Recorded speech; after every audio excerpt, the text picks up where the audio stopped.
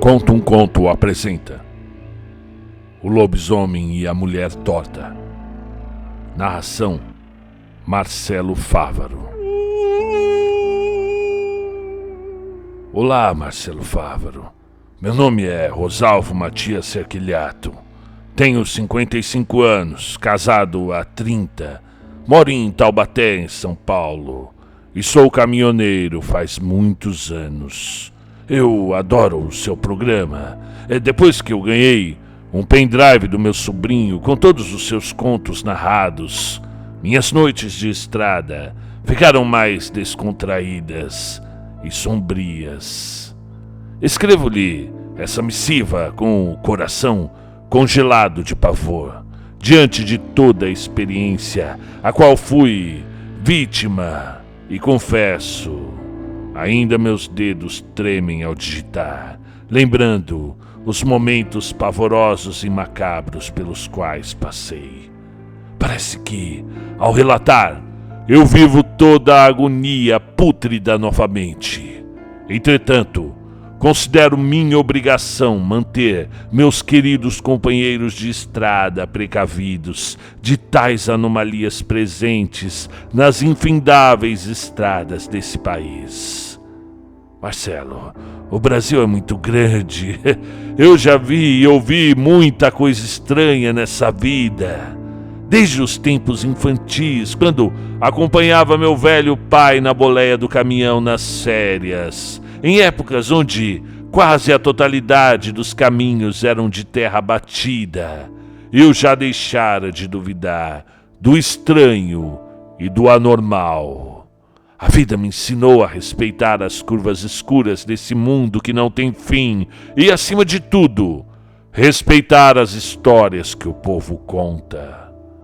Não quero que pense, meu amigo narrador, que a mão que digita esse texto é de um louco ou de um prascóvio vulgar. Eu tive acesso à educação formal, veja, num colégio militar em Belo Horizonte. Li e leio muito e posso garantir: o valor ou a veracidade dessas palavras equivale à pena da lei que rege uma sociedade. O que eu digo é efetivo, autêntico e, subjetivamente, referente a esse preâmbulo, não deve induzir os seus ouvintes ao erro. Eu peço, portanto, para quem tiver a caridade de ouvir essa narrativa, que guarde o seu escárnio. Não ria de quem apenas deseja que ninguém nunca passe pelo que eu passei. Como disse, sou um caminhoneiro. Descia da cidade de Lavras, em Minas Gerais, para o Rio de Janeiro, voltando com o caminhão vazio depois de uma entrega em Nepomuceno. A viagem era rápida. Para quem já enfrentara em diversas ocasiões travessias pela Transamazônica até os confins do Pará, bem, não havia nenhum obstáculo que me impedisse de tomar um bom café da manhã na capital fluminense. Apesar de cansado pelo ritmo que vim empregando nos últimos meses, por conta de um tratamento médico que meu filho do meio precisava se submeter, ainda assim, eu tinha completa consciência de que aguentaria dirigir a noite toda. A noite, aliás, que se mostrava escura, pelo menos até antes da lua nascer, silenciosa, sem muitos carros vindo do sentido contrário. Batia um ventinho gelado, sabe? Vindo dos lagos adiante, mas preferia manter o vidro aberto, mania minha, manter o braço para fora, sentir o ar puro da noite, os cheiros. Naquela época, a estrada ainda não fora totalmente reformada. Era muito ruim, entretanto, não valia a pena fazer a volta, bem a volta que eu faria em busca de estradas que pouco diferiam da BR-265. Então, dei um beijo no crucifixo de prata que sempre carregava comigo e enfrentei a famigerada e esburacada rota, torcendo para não perder nenhum pneu pelo caminho.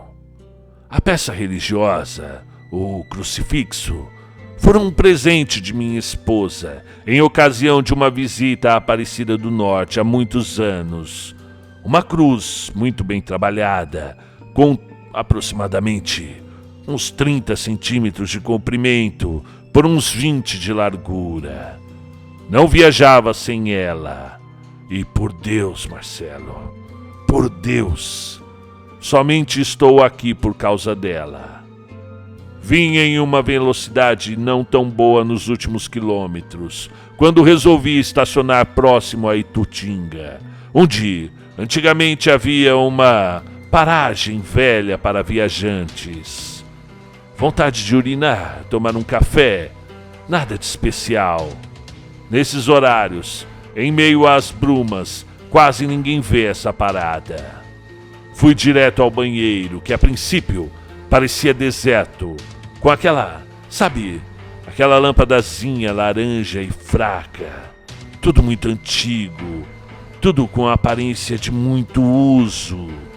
Estava já lavando as mãos, quando ouvi um forte grasnado vindo do interior de um box.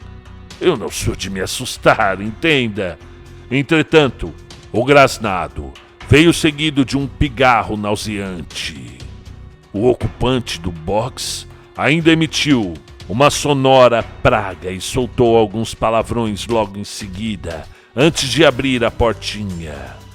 Logo, um cheiro horrível veio de lá. Uma mistura, de esgoto com um bicho morto. Veio acompanhando o senhor do sanitário. Salve, companheiro, disse o homem. Boas noites, meu chapa. Salve. Esfriou bem essa noite, hein, meu chapa? Disse ele, ainda pigarreando agora na pia. Ah, sim, respondi, tentando encurtar a prosa. Noite fria não é comum nesses meses. Pois é. Veja bem a minha situação, disse o homem, ainda lavando as mãos demoradamente ao meu lado. Vir parar justamente aqui ao teu lado, numa noite dessas. E por que você diz justamente? Deixei escapar essa pergunta meio que involuntariamente. Por que, meu camarada? Apesar de estarmos num grande fim de mundo sozinhos nessa noite gelada, ainda assim, você é um cara de sorte. Permaneci olhando o sujeito pelo espelho embaçado de sujeira, tentando entender essa conversa estranha de sorte, etc. O homem deveria ter quase a minha idade, parecia ser gente simples, mas tinha maldade no olhar.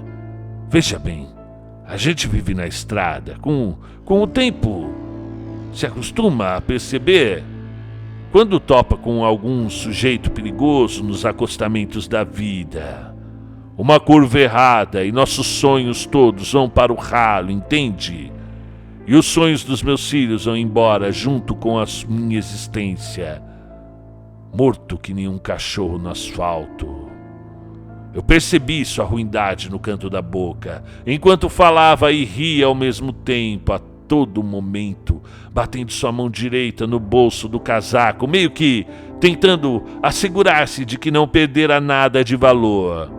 Enquanto de seu chapéu de cowboy de abas longas, logo abaixo, haviam 2 olhos azuis esganados por algo que não consegui decifrar. Ele tinha um nariz adunco, debruçado por sua boca grande e faladora. As mãos eram peludas e os dedos compridos como o de animais. Sabe, meu chapa, não fosse o prêmio para retirar, eu não estaria na estrada numa noite dessas. É perigoso. Mas por que é perigoso? Arrisquei perguntar. Dizem por aí que é época de lobisomem, quaresma, sabe? Ri com vontade e já ia deixando o sanitário quando me despedi. Olha, desculpa o escárnio, colega, mas essas coisas de lobisomem, eu não acredito não. Mas não leve como ofensa, apenas nunca os vi. Mas Não deveria desacreditar não, viu? Meu chapa, nunca se sabe os perigos que rondam uma noite como essa. Às vezes saímos de casa e nunca mais voltamos. Que prosa mal atravessada. Se Vossa Senhoria não tem assunto melhor para puxar, me dê licença, que eu vou seguir o meu caminho. Espera, amigo. Começamos mal. Deixe que eu desfaça o desentendimento. Vamos lá dentro. Deixa eu te pagar um café. Bom, se deixar de baboseira, de lobisomem, essas coisas, tudo bem. Deveria mesmo era ter entrado no caminhão e nunca mais passar por ali. Deveria. Mas não sei por qual motivo. Resolvi entrar com o sujeito na paragem. O local era como são esses locais. O balcão era longo, de madeira encebada, muitas bebidas e um velho encarregado de servir, mas que naquele momento roncava feito um porco bravo. Todo o local oferecia uma estranha sensação de abandono, algo de lúgubre, misturado com melancólicos móveis que há muito não eram limpos, dando em mim uma sensação de calafrio inexplicável. Um fio meio desencapado descia das telhas até a fraca lâmpada, a única iluminação do estabelecimento, que ficava piscando fraquinha. O café ficava em cima do balcão mesmo, na garrafa térmica, também encebada. Tomamos um gole e o homem voltou a falar.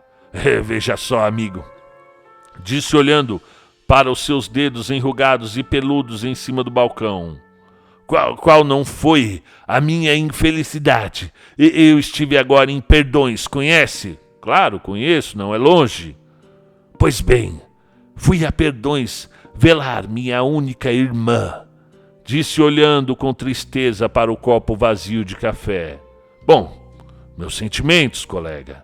Então, meu chapa, sabe como é difícil perder um ente tão querido? Justamente, era a única das minhas irmãs que ainda estava viva. Das 6, todas se foram. E restou apenas eu, somente o caçula. Não sei o que dizer, respondi, sentindo pena do homem. É uma peste horrível, horrível. Tomou conta dela. E em poucos dias, puf, ela morreu. Graças ao bom senhor, consegui chegar a tempo de me despedir de minha velha irmã. Meus sentimentos, colega. Bom, a noite avança e a viagem é longa. Eu preciso ir.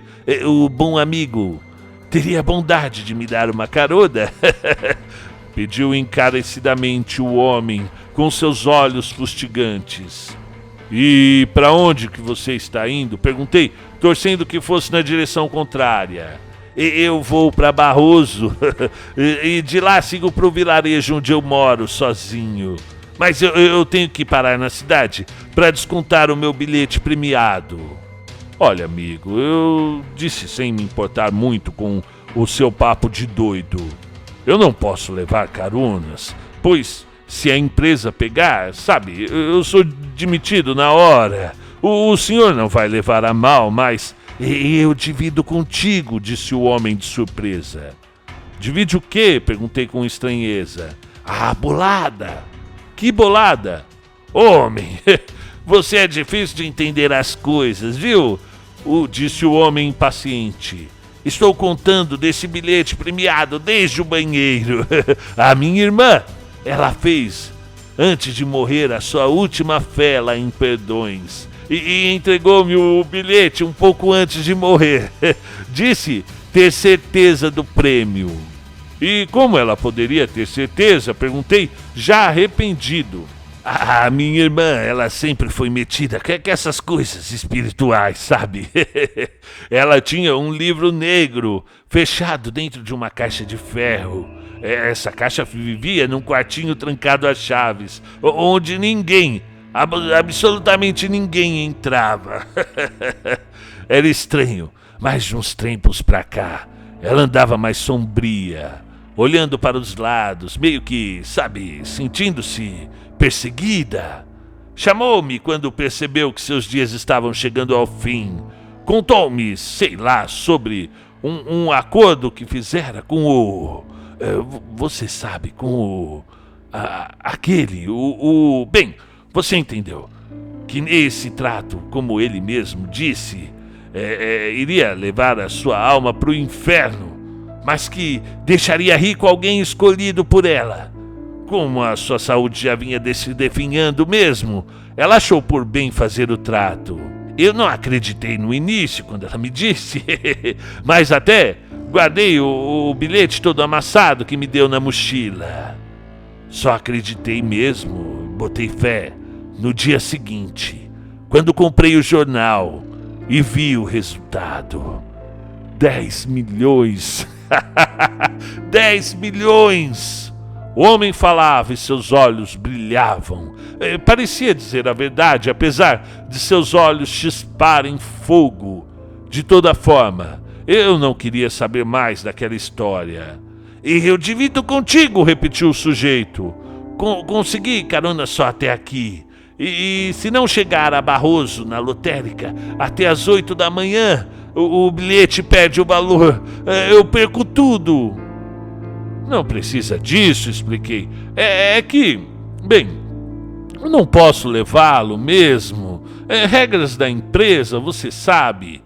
Eu não estou brincando, meu chapa. É grana na mão, disse o homem. Eu tenho certeza que 5 milhões ajudariam muito a sua família.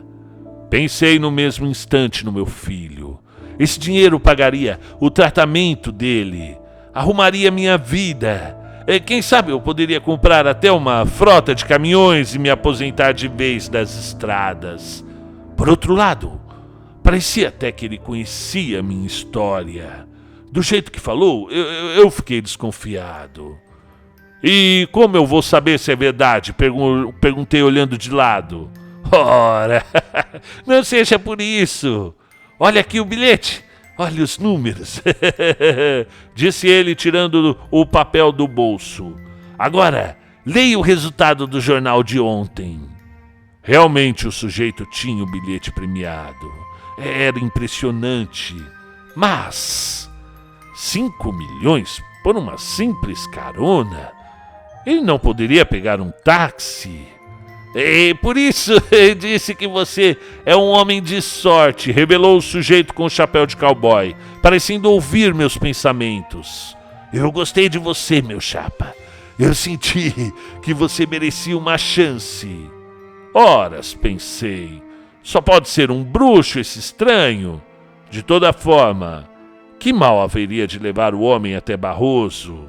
Teria de esperar abrir o banco, sim, mas, até então, se fosse verdade, eu estaria feito na vida. De acordo, meu chapa, repeti, procurando as chaves do caminhão no bolso.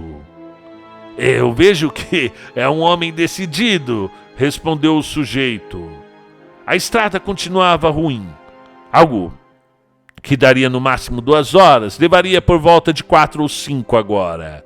O jeito era ir devagar.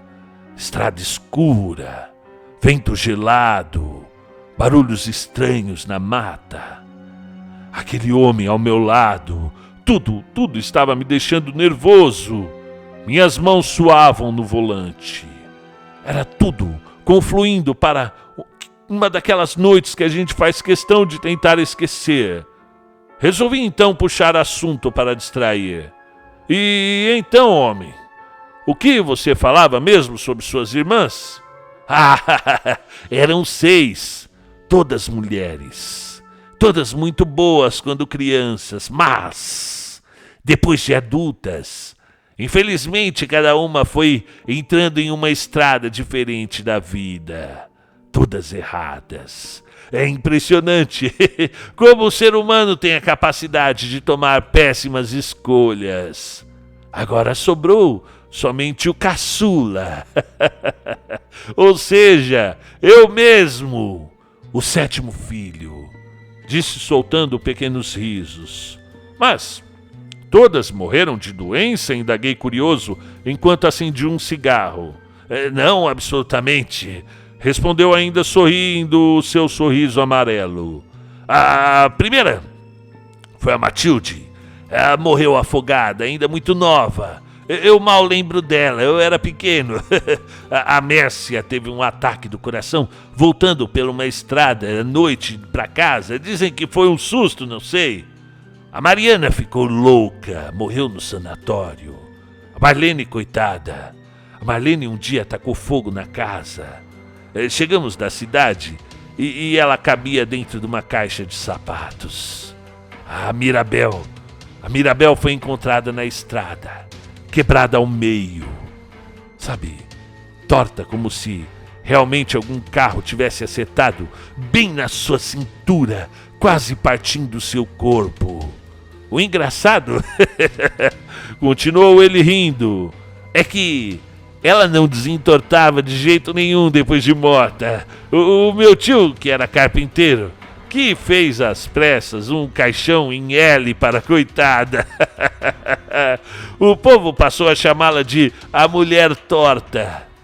Ainda mais depois que o Fafafa chegou uma noite desesperado na cidade, dizendo que viu minha irmã na estrada, de pé, bem no meio da pista, com a boca escancarada e torta, muito torta, como quando foi enterrada. No começo rimos, mas o homem ficou num estado de nervos tão grande que fomos até pedir para o delegado deixar a gente desenterrar a Mirabel. Agora acredite, depois de muito insistir, o capitão autorizou e, pasme, meu chapa, não é que minha irmã tinha sumido? A Mirabel morreu tem mais de 20 anos e até hoje nunca encontramos o corpo dela. Em compensação, muitos viajantes já chegaram na cidade apavorados pela sua aparição. Alguns até bateram seus carros tentando desviar da criatura. Coisa horrível! Engoli minha saliva diante da narrativa funesta do companheiro de viagem. Realmente eu não gosto dessas histórias. Em minha infância, tive uns episódios desagradáveis, para não dizer traumatizantes. Eu via coisas estranhas. Eu sentia coisas estranhas.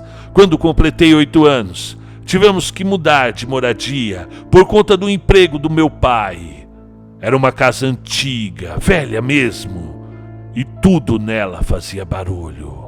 As portas, as janelas, o piso, os encanamentos, mas nada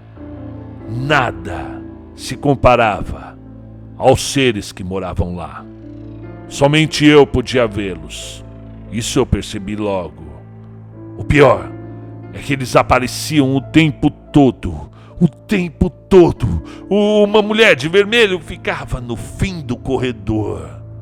Havia um homem sem olhos, parado na sala, de chapéu coco, ao lado da poltrona do meu pai. Tinha uma criança debaixo da minha cama. Uma velha com cabelos desgrenhados no banheiro. E o pior, eles não iam embora. Ficavam lá o tempo todo, durante anos, parados, olhando para mim. Cresci assistindo TV com um homem sem olhos na sala. Cresci tomando banho por anos com a horripilante velha em pé no canto do banheiro e nunca me acostumei. Nunca fui urinar depois das 10 da noite. Nunca fui à cozinha de madrugada para tomar água, porque havia um homem negro com um monte de correntes amarrado à pia. Até no teto do quarto dos meus pais morava um sujeito todo molhado, como que amarrado ao lustre. Ele tremia e chorava, bem em cima da cama deles. E só eu via. Agora, ouvindo o elemento contar suas histórias macabras, parecia tudo voltar à tona. Os moradores da antiga casa, a criança debaixo da cama, como ela chorava às vezes no meio da noite.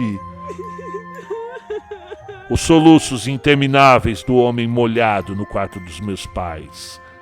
Resolvi mudar a prosa, mas nesse momento o tempo vinha fechando. Resolveu fechar de vez e uma grande tempestade começou a varrer os campos. Que tempo feio, comentei. É o que eu disse, respondeu o homem. Até me arrepia todo, olha.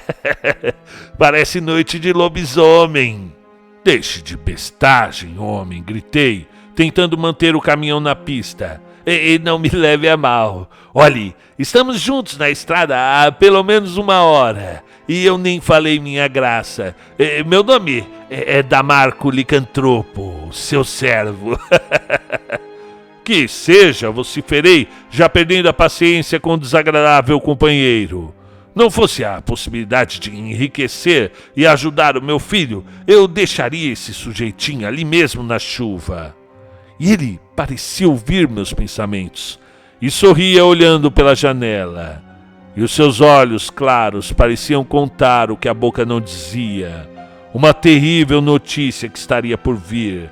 Mal desviei meus olhos por um segundo para encarar o seu rosto encovado quando a minha atenção rapidamente voltou à estrada, pois bem no meio da pista havia algo. Era um vulto branco. Mal tive tempo de desviar e o caminhão saiu da estrada e veio arrastando-se por um barranco até parar. Eu estava em choque. Tamanho era o horror que eu sentia. Uma forte palpitação ocupava meu peito. Uma dor muito forte, muito terrível demonstrava que eu havia batido a cabeça no meio da sucessão de trombadas que o veículo deu na encosta. Você viu aquilo? Você viu? Perguntei consternado. Viu aquele vulto? Eu não reparei em nada. O que era? Disse o homem, procurando o chapéu no assoalho. Era ela, sussurrei, transtornado. Era a mulher torta. Ora só. Isso é história que o povo conta, homem. Você deve estar cansado. Não estava. Iria provar que não. Desci do caminhão cambaleando em direção ao local exato onde vira a aparição e voltei ainda na cabine para buscar minha lanterna. A chuva dera trégua e o tempo, por incrível que pareça, estava se abrindo novamente. Não é possível, meu Deus! Ela estava aqui, estava parada no meio da estrada, com a boca e os olhos manchados de sangue, e estava com um vestido branco até os pés, e torta, completamente torta. A partir da cintura ela parecia quebrada, como o tronco pendurado para a esquerda. Meu pai amado, disse Damarco, que vinha logo atrás, soltando pequenos risos. Agora, vendo você falando, eu me arrepiei todo. Olha só o meu braço. Eu não estou brincando, homem. Era a mulher torta, era sua irmã. Senti uma fraqueza nas pernas e por alguns instantes me ajoelhei. Bem, eu acho que a minha pressão baixou, não sei. Sei que um suor frio passou pelo meu rosto. Fechei os olhos por um instante, ali, sozinho naquela noite fria e escura, com um sujeito agourento que mais parecia os Sete Peles, e permaneci ali alguns segundos. Quando abri novamente os olhos, o homem havia desaparecido. Damarco! Colega, ô meu chapa! Vamos embora daqui? Cadê você? Eu gritava sem nenhuma resposta. O homem sumiu, pensei. Dane-se o dinheiro, eu vou tirar meu caminhão desse morro e sumir daqui para nunca mais. Nesse instante, ouvi um ganido monstruoso. Um barulho gutural, rouco e cheio de ódio. Reparei que a lua acabara de surgir, cheia e redonda como uma moeda antiga. Um arrepio passou novamente pela minha espinha e desejei 1000 vezes nunca ter estacionado naquela paragem maldita. Os urros voltaram, agora com mais intensidade, fazendo meu corpo congelar diante da iminência de um ataque. Eu ia morrer ali, eu tinha certeza. Buscava a origem dos uivos na mata, quando, atrás de mim, senti o barulho pesado da respiração. Voltei meu corpo e confesso, Marcelo, antes não tivesse feito. Lá estava ela, hedionda, pavorosa, repulsiva, completamente torta, com os pés se arrastando em minha direção, soltando guinchos medonhos, com as mãos esticadas em minha direção e os cabelos pendendo para o chão. Você já teve medo, professor? Não aquele medo de perder a hora ou de acabar a gasolina, mas o pavor de morrer, o medo de morrer, o medo do mal, do espírito te observando à noite, o medo de ser sufocado pelo diabo no meio da madrugada, de ser puxado vivo para dentro de um buraco cheio de terra, pois eu senti todo esse poder atroz que um ser humano pode sentir. O sórdido e nauseante poder de paralisar um ser humano a ponto dele fechar os olhos e se deixar levar pela mão negra. E ali permaneci em choque, pronto para ser levado pelo ser deformado para os estágios mais subterrâneos da terra. Agora, a lua iluminava o seu rosto podre da morte. Era só uma questão de segundos e logo estaria morto. A cintura completamente esmagada, levando seu dorso a uma desagradável e repugnante queda para o lado. A sensação de ver parte de um corpo pendurada como uma carne morta era desumana. A mulher torta continuava a se arrastar em minha direção, quando um forte barulho de madeira quebrando tomou a minha atenção, e o que vinha saindo da mata. Isso sim era realmente temível. Uma sombra enorme deu lugar a um ser que ainda se escondia entre as árvores na noite cruel. O caliginoso ser se aproximava vagarosamente, como que estudando os meus passos. Emitia um grunhido odioso e de dentro do seu esconderijo eu já podia enxergar seus olhos chispando chamas. Foi doloroso ver a criatura deixar seu posto entre os galhos e se mostrar verdadeiramente. Amigos, bem, vocês podem caçoar de mim ou tentar acreditar em minhas palavras. Eu mesmo, por alguns momentos, duvidei dos fatos. Sei lá, a mente humana pode criar situações mirabolantes, mas aquilo, professor, aquilo era real. Um ser canino, com repudiados pelos partos, abomináveis patas superiores longe do chão, já que a anomalia movimentava-se somente com as patas traseiras, dedos longos, com garras afiadas, e um dorso completamente vigoroso, o rosto que mais parecia o de um lobo cheio de ódio, com presas enormes, soltando líquidos viscosos pela boca. Os seus olhos, como eu disse, soltavam chamas avermelhadas, e toda a sua complexão era de um enorme cão, mas andava como um homem, e tinha o tamanho de um gorila. Fui desperto da letargia momentânea, e corri para o caminhão com a aberração ao meu encalço. O gigantesco ser vinha vociferando, emitindo sons que se misturavam entre uivos, palavras e latidos. A extravagância do anormal maculava minha sanidade. E com grande esforço, consegui chegar até a cabine do caminhão. E já ia conseguindo fechar a porta quando o ser deformado assegurou. E com um salto já se encontrava sobre mim dentro da boleia, pronto para dar o ataque. Bem, é nessas horas que a vida toda da gente passa em um segundo sobre os nossos olhos.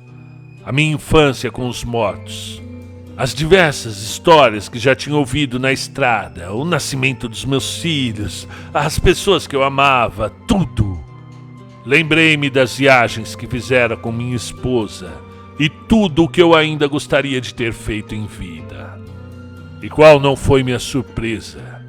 Justamente pensando nessas coisas, que lembrei de uma velhinha em Altamira, no Pará, que uma vez me ensinara como matar seres como esse que me encurralava. Imediatamente, com uma abominável criatura sobre mim, comecei a tatear os bancos do caminhão à procura de algo, mas o desespero e a iminência da morte me prejudicavam muito o meu intuito. Achei! Dei um grito, fincando meu crucifixo de prata nas costas do lobisomem.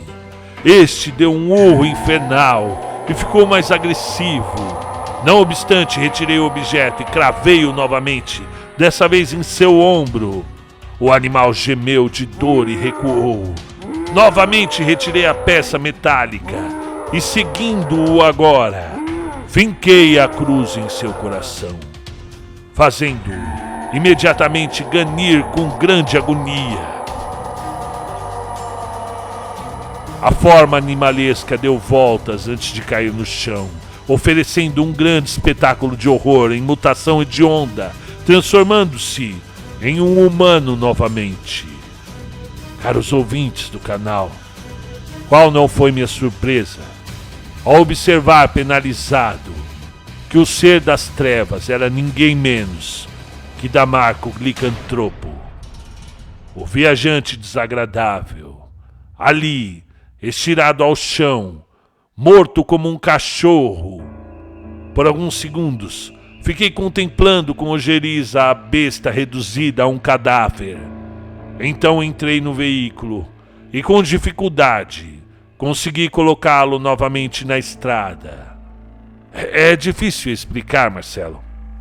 O sentimento de alívio quando os primeiros quilômetros ficam para trás de um grande perigo.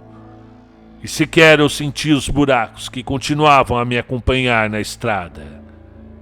Pensei ter me livrado do total perigo quando vi, no final de uma grande descida, ela, parada no meio da pista, horrorosa, torta, pendendo seu corpo mutilado. Parei imediatamente o caminhão a uns 500 metros. Olhei bem para a aparição e não tive dúvidas. Acelerei como nunca. O monstro ainda tentou desviar, mas acertei bem em cheio, passando por cima da má formação com as 12 rodas. Mal sabia eu que logo em seguida vinha uma curva perigosa. Fora enganado pelo ser perverso.